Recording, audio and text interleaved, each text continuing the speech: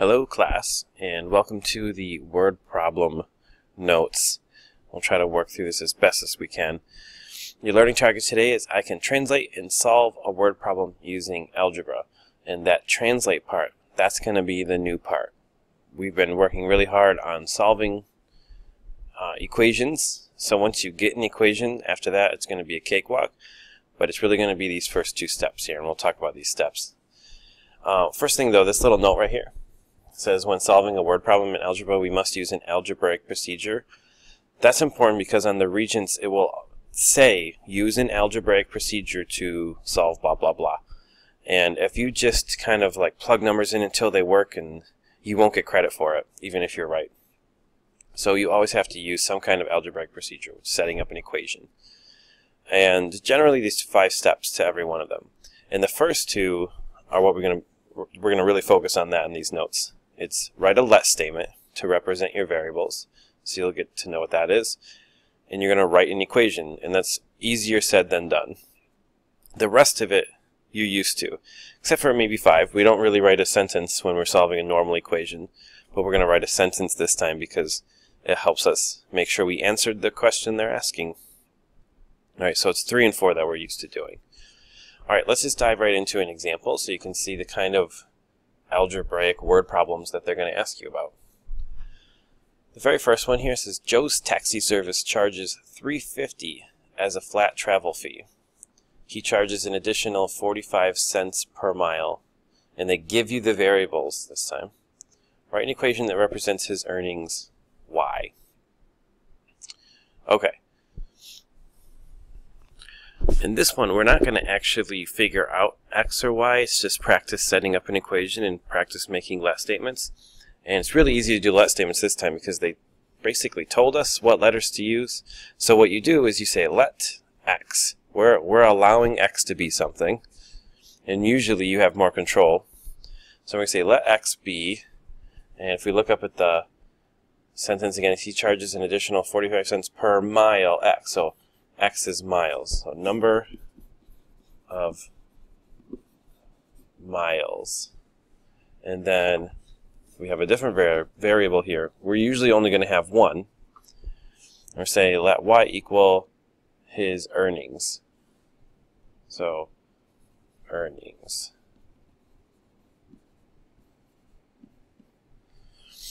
Now the 45 cents is the part that's going to change over time, because if he goes 1 mile, it's only 45 more cents. If it's 2 miles, it's 90 cents, and so on. But that 350, doesn't matter how far he goes, that's going to remain the same. So this is a constant because it doesn't change. And the 45 cents is a variable. Well, the 45 cents isn't a variable, but it's part of the variable term. It won't stay 45 cents in the equation after we plug in different values for x. So if we want to know the total number of dollars he's going to earn, we're going to say y equals, and we said 45 cents for every x miles. So that's a multiplying thing. And then we're going to add that plain old 350. That doesn't change, so it doesn't have a variable stuck to it. And that is it. There's nothing more we can do. This is just a setup. If they told us how many miles he went, we would be able to solve for y. If they told us how much he earned, we'd be able to solve for x. But in this case, it's just practice with let statements and setting up the equation. So let's see another one that's going to be more like what you have on the homework. Alright, these are usually my least favorite, but if you get your mindset correctly, they're not bad at all. And it starts with the let statement. So let's read it. 8 years from now, Angel's age will be twice her age 3 years ago. If you don't have a system for figuring this out, it's awful to try to wrap your head around that, because they're talking about future, and they're talking about the past, but they want to know her current age. But that's where we start. You always go with the last sentence in there. Whatever they're asking you to find, that's how you set your let statement up. So it says find her present age. Well, Angel starts with A, so let's say let A equal Angel's present age. Once we've established that, we can base everything off of what we know her current age is. And all we know right now is it's A. So this part right here, 8 years from now, that would be her current age plus 8 years. So we say A plus 8. Angel's age will be, and you can think of that as will equal. So equals, A plus 8 equals, twice her age 3 years ago. Well, 3 years ago, Angel was A minus 3. It's current age, take away 3 years, that's 3 years ago. But it will be twice that, so twice her age at this point. So we're doubling it. And you do need the parentheses because we're doubling A minus 3, not just A. And that's it. After that, you guys know how to solve this. We're going to do it really quick. But you are very good at this stuff now. And we're going to subtract A from both sides. I'm going to add 6 to both sides. I just did 2 steps in one. And I get 14 equals A. And that's it. So Angel's age is 14. A check. So I always feel a little weird about just plugging my answer back into this because I made that. I made that equation. And it will check this work. If I made a mistake here, that check will find it. It will not, however, figure out if I made the equation correct. So I always go back when I do my check. I kind of do a logic check. And I say to myself, okay, 8 years from now. Well, 8 years from now, if I'm Angel and I'm 14, 8 years from now, I'm 22. This will be, says, twice her age 3 years ago. If I'm Angel right now, 3 years ago I was 11. And twice that is 22. So I try to go back to the original source to check if it all makes sense with the number that I have now. I know that's a little subtle difference, but it's an important difference. All right, next one. This is a money one, and you'll have a money one on the classwork too. It says, Joe has $2.50. He has 7 more dimes than nickels. How many of each does he have? So how many quarters does he have? How many nickels does he have? So we're going to say and we want to know 2 things, right? We want to know how many quarters, we want to know how many dimes. And it doesn't really matter what you start with. Let's say let D equal number of dimes. And then we need quarters. But it's tempting to say let Q equal number of quarters. But you don't know how to solve equations yet that have 2 variables. That's called systems, and we'll do that later. Some of you did it in boot camp, so you might actually you might know what to do here. But we're going to base the number of quarters off of the number of dimes. So we're going to use this to make our next let statement based on D. So if he has 7 more dimes than nickels, oh, did I say, I said quarters a while ago, didn't I? So I meant nickels. If he has 7 more dimes than nickels, then what do we want to do to D? That's what I'm thinking. What do we want to do to D? D is more, so to get it to be the same as nickels, we had to take away 7. I always want to make sure I'm right, so I go back to like D and say, okay, if there's supposed to be 7 more dimes, then D should be 7 more than the nickels, and it is. So D minus 7 is 7 less. Let D minus 7 equal number of nickels. Okay, now I need to set up an equation, and that equation is based solely on that first sentence. Joe has $2.50. So we all know what a dime is worth. A dime is worth 10 cents. We just want to multiply that by how many dimes there is. So if you had 10 dimes, that's $1, because it would be 10 times, or 0.1 times 10 is 1. Since we don't know, we just have to say D.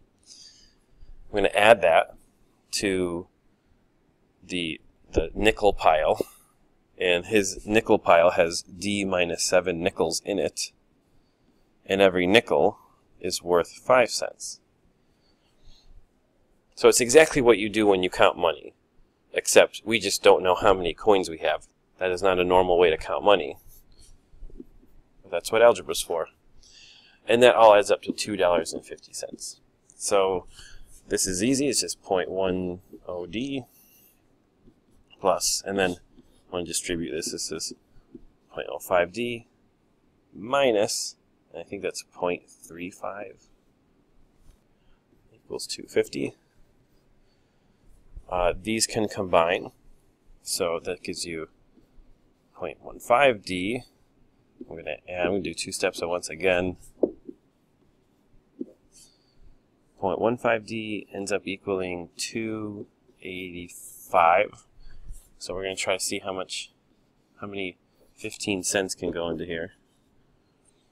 And that would be, do a little calculation, 19.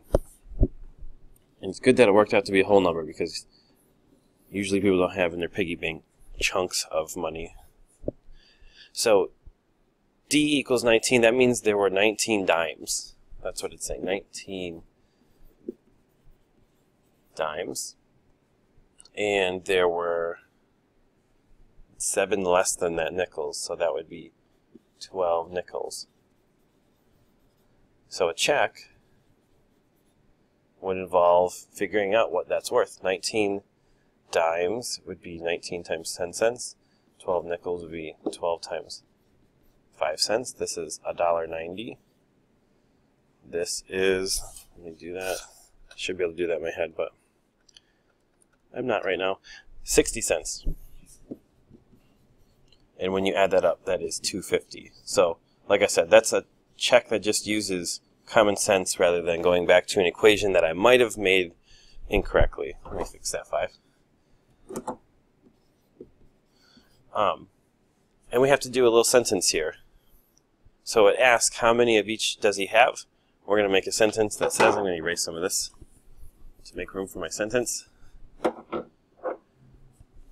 Joe has 19 dimes and 12 nickels. And that's your answer. If you just ended and you said D equals 19 and that was it, you didn't answer the question. Hopefully your reader will understand that D means dimes, but at that point you're still only saying how many dimes he has and not how many nickels. So you want to make sure you include the sentence. Alright, we have one type of problem left, and they're called consecutive integers questions. And they love to ask these. They are a little bit more abstract. They don't usually use real situations. And it'll say, find 3 consecutive integers, or 4 consecutive odd integers, something like that. So we have to make sure we know what that means. Consecutive means in a row. Integers are just whole numbers. They could be negative, they could be positive. And obviously consecutive integers look like this: 1, 2, 3, 4, 5. Consecutive odd or even, they skip, right? 1, 3, 5, or 2, 4, 6, 8. When you make your let statement, it'll always look the same. If it says find consecutive integers, your let statement will be let x equal ... let x plus 1 equal ... So if you establish that x is your first consecutive integer, then x plus 1 must be the next one. And that's what that's based on. And if you needed 4, you would just do 4 of them: x plus 1, x plus 2, and x plus 3. For odd/even integers, the let statements look like this. Starts the same: let x equal, you might say first, we'll say odd integer. First should be consecutive. Let x be the first consecutive odd integer. Well, if you're at an odd integer, think about what you'd have to add to x to get to the next one. And it's always, whether you're odd or even, you always have to add 2. So sometimes people get stuck. They add x and then x plus 1 and then x plus 3 because they think these numbers right here have to be odd. But that's not true. If you start odd, you jump 2 to get to the next odd. if you start even, you also jump 2 to get to the next even. So this is the case every time. It always goes x plus 2, x plus 4, etc. Alright, we're going to do one so you can see what it's like, and we're going to try to finish this up before I hit the 20-minute mark. Find two consecutive even integers such that the sum of the smaller and 3 times the greater is 62. It's a mouthful, but you take it one piece at a time. So because this is a consecutive integer question, our let statements always start the same. Let x be the first one. So first consecutive, you can abbreviate this, even integer. Oops. Alright, the next one, we only need 2, so this is the last one also. Let x plus 2. If, let's say, x is 10, the next one is 12, and that's 2 more. Second consecutive even integer. Alright, such that, so this is what's true about these two. The sum, so there's going to be a big old plus in between. The smaller, that's just x, and 3 times the greater. The greater one is x plus 2. And we want to do 3 times that. So if I just do this, I'm wrong. I want to make sure I multiply the whole thing by 3. So that sum, the sum of those two parts, is 62. Okay, just a little bit of distributing. So this is the easy part. 3x plus 6 equals 62. Add these together, you get 4x plus 6. Take away 6. We'll write it over here. That would be 56. Divide by 4. X equals, 14, I think. Okay, again, and just like most problems, most word problems, you don't want to just leave it like this. You can circle it if you want, but it's not your final answer, because it says find 2 consecutive even integers. You have found one integer. We don't know if it's the smaller one or the bigger one until you interpret your own let statements. So you go back and say, okay, x was the first one, so that is the smaller one. We'll say the 2 consecutive even integers are 14, and the next even integer after that would be 16. I don't know why I didn't say and, but that's okay. And obviously you'd write your sentence at the end, not back up in the middle. I just ran out of room. Alright, I kept it under 20 minutes. I'm not going to have you do one on your own, but we are going to talk about these notes, and we're going to do, I think the classwork is a little bit longer. It's got 7 questions, 2 of them are multiple choice though. Alright, good luck. Watch some of them over again if you have to understand it, and I'll see you when you are in class.